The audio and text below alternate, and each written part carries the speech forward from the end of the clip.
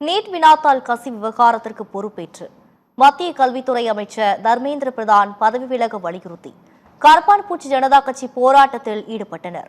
உச்சநீதிமன்ற தலைமை நீதிபதி இளைஞர்களை கரப்பான்பூச்சி என விமர்சித்ததற்கு எதிர்ப்பு தெரிவித்து அபிஜித் தீப்கே என்பவர் தொடங்கிய கரப்பான்பூச்சி மக்கள் கட்சி எனும் சமூக வலைதள பக்கத்திற்கு இளைஞர்களிடையே வரவேற்பு கிடைத்தது.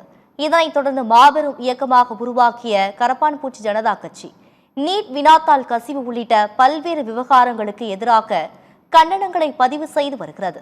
இந்த நிலையில் நீட் வினாத்தாள் கசிவுக்கு பொறுப்பேற்று மத்திய கல்வித்துறை அமைச்சர் தர்மேந்திர பிரதான் பதவி விலக வேண்டும் என வலியுறுத்தி டெல்லியில் போராட்டம் நடத்தப்படும் என்று கரப்பான்பூச்சி ஜனதா கட்சி அறிவித்திருந்தது.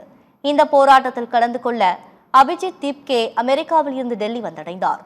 ஜந்தர் மந்தர் பகுதியில் நடைபெறும் இந்த போராட்டத்தில் ஆயிரக்கணக்கான இளைஞர்கள் பங்கேற்று நீட் வினாத்தாள் கசிவு விவகாரத்தில் மத்திய அமைச்சர் தர்மேந்திர பிரதான் பதவி விலக வேண்டும் என்பதை வலியுறுத்தி கோஷங்களை எழுப்பினர். போராட்டம் காரணமாக டெல்லி முழுவதும் பாதுகாப்பு பலப்படுத்தப்பட்டுள்ளது.